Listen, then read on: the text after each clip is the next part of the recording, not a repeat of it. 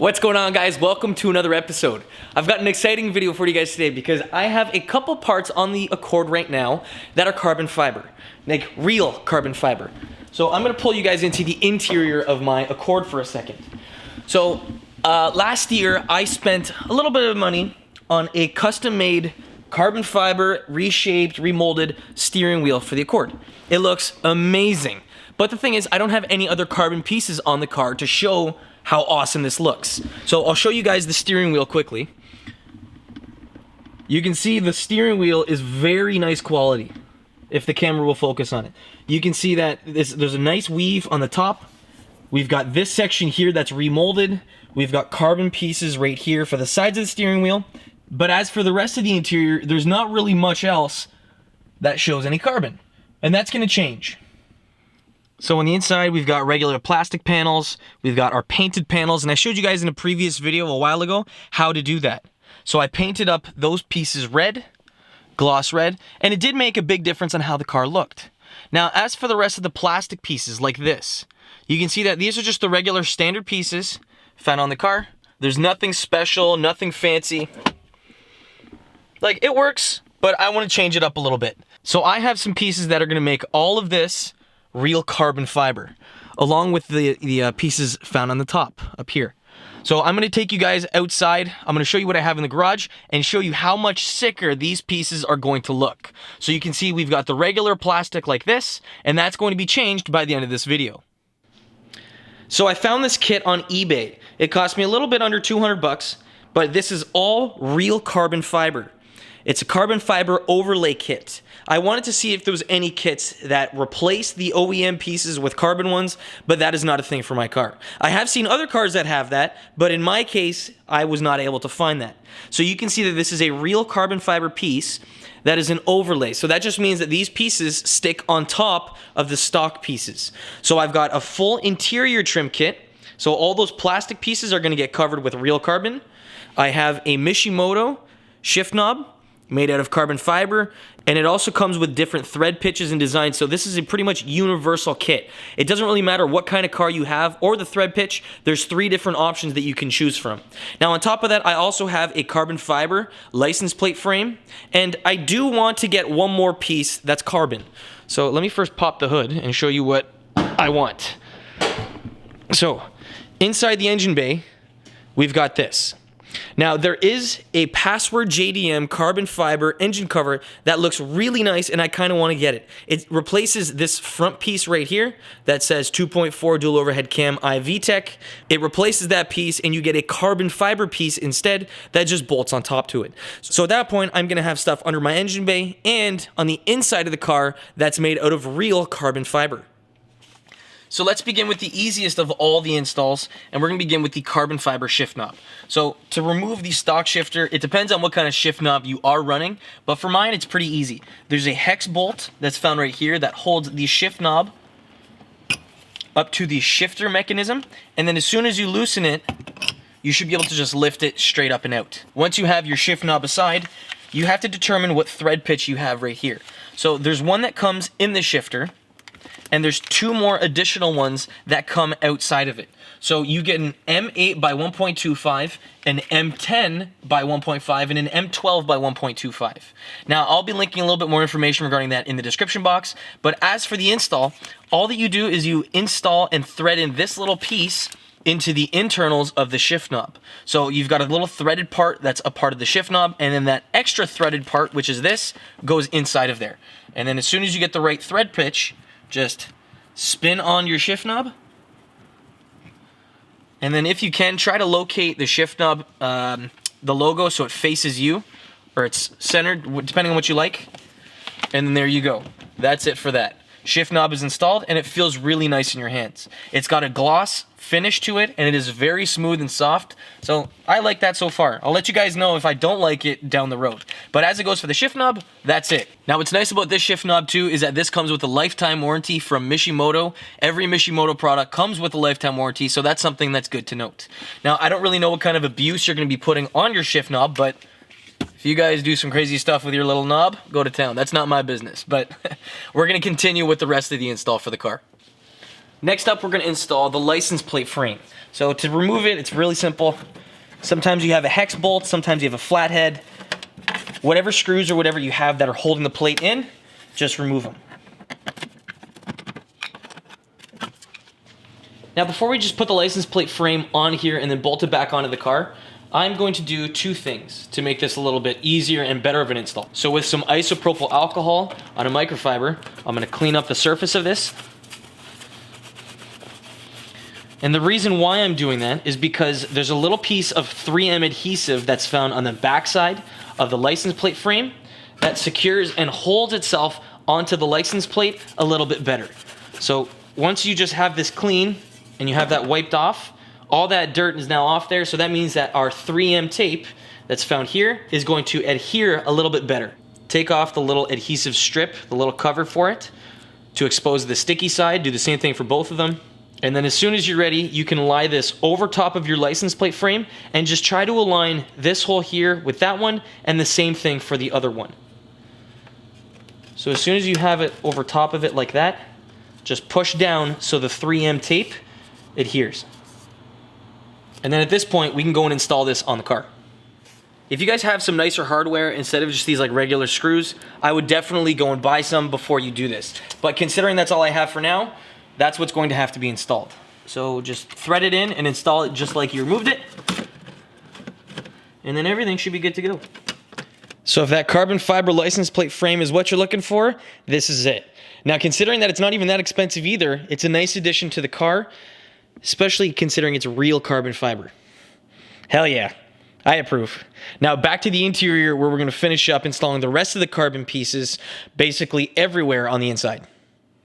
The next part that needs to be addressed before we can just install all the carbon fiber pieces on there is we need proper adhesion. So the preparation for it is key. So if you have like pop or coffee or whatever that's all around wherever you're putting your new carbon fiber pieces, it's not going to stick. So using a microfiber towel and some isopropyl alcohol, you'll be able to clean it up and prepare it so that it'll nicely adhere and last a long time.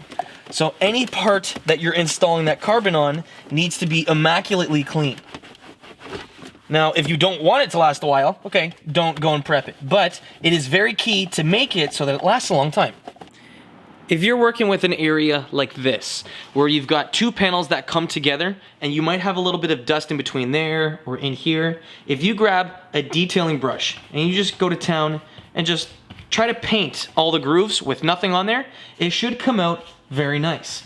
Now, any dust that's in those cracks and crevices is going to be removed, and that adhesive is going to be able to work a lot better once there's no dust. Now, if it's really bad, if you want, you can spray some isopropyl alcohol on the inside part of the bristles, but never on whatever you're detailing. So the same thing kind of goes for even using a microfiber towel. If you want to use a microfiber towel, do not spray the product onto whatever you're doing, spray it on the towel and then wipe it off. Now the reason why you're doing that is so that you don't get any overspray like in a hard to reach area like that. So instead, it's all on there, and then you're just wiping whatever's on top. So if there's anything in the middle, like in that little crack and crevice, spray it in your brush, and then go to town by doing this. So if we're going to begin by using this big piece here in the center, you first want to lay it down to make sure that it fits and it goes where you want it to go. Because as soon as you take off the adhesive on the back, it's going to be very sticky and very difficult to lift it back up and then readjust it to however you want. So once you have it down there and you know it fits and you know how you're going to push it down, you can lift it back up, and then you can remove the backing for the adhesive on here so you can lay it down and affix it in place.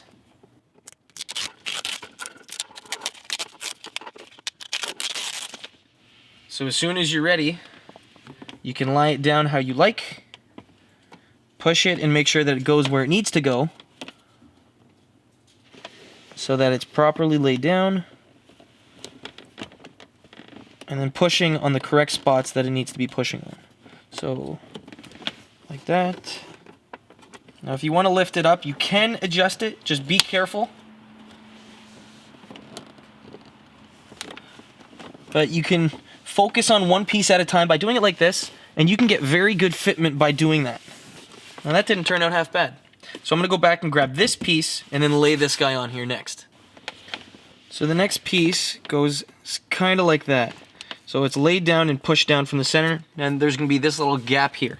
But that's not a big deal for me because most of it is covered in carbon. So let's take off the backing again and lay down piece number 2.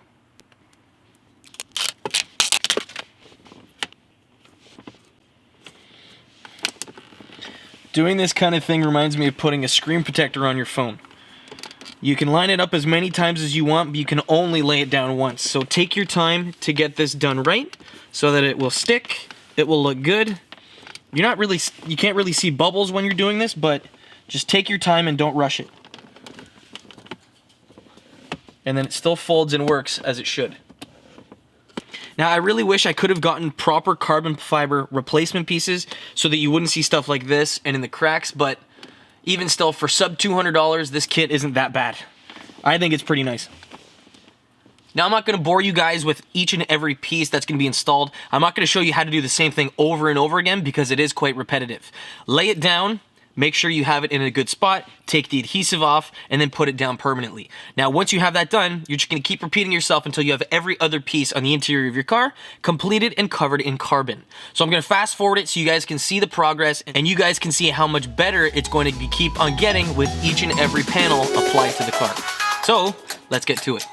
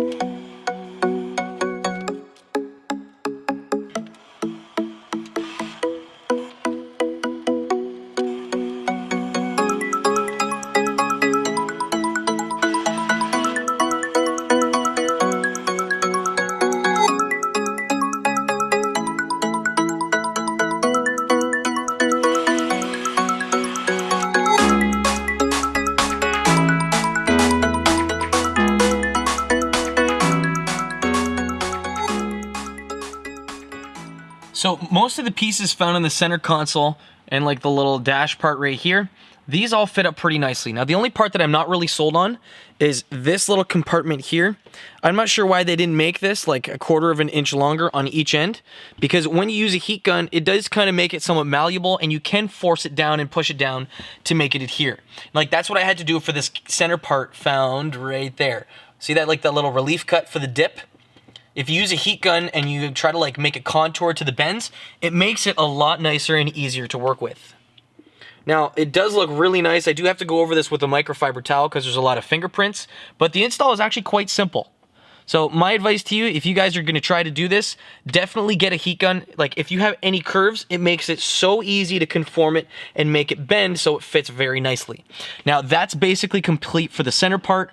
There are 2 more pieces that I can install for the steering wheel, one on this side and one on this side. But since I have an already carbon fiber steering wheel, I don't need to install those. Now next up, I'm going to be installing the carbon pieces for the little lights up top here and for the spot for the sunglasses.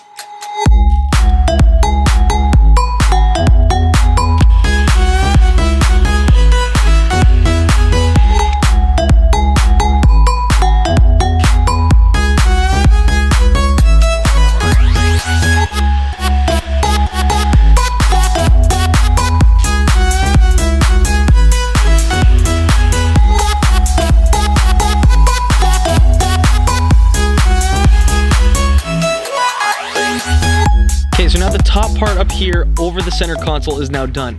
Now, I'm not entirely sure how I feel about the light tan cloth and everything against the dark carbon fiber. Now, if this was completely dark and I had a black roof along with all the mirrors and everything, I bet it would look kind of different because you wouldn't exactly see the contours in between the carbon that are the light color. So because everything below the A, B, and C pillars are dark, I think the carbon fiber matches very nicely. But at the same time, for up top here, I don't think it really works that well. Now, the fit is very good. If you do have an Accord that has a black top, or even a car that has a black top for that matter, I bet you could find a carbon fiber kit that would make it look very nice. Now, the fit's good, as I mentioned. You can still operate everything just fine. But again, because I've got tan, I don't know how I feel about the carbon against it.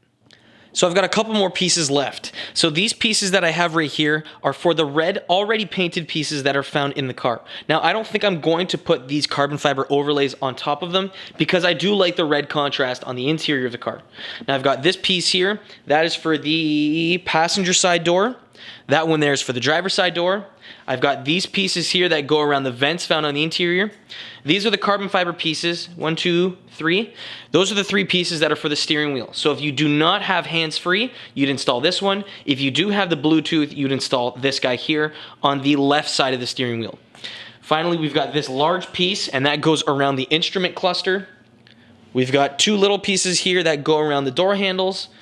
And this guy here is that piece. So that goes around the driver's side. That red piece that I have, it goes on top of that. So this piece, those 2 there, and that big piece, I already have red. So I'm going to be leaving those there and I will not be using them. I don't think. I might put them on top of it just to see how I like the color contrast, but for myself, I don't think I'm going to be putting them on. Okay guys, so we're pretty much completely done. So steering wheel, that was done and over with. We did not have to put the overlays on top of that. However, for everything else, it did turn out very nice. So we've got all the carbon down here. We've got our new Mishimoto Carbon Fiber Shift knob. I just took the car for a spin and it's actually very nice. It's got a very good feel when it's in your hand.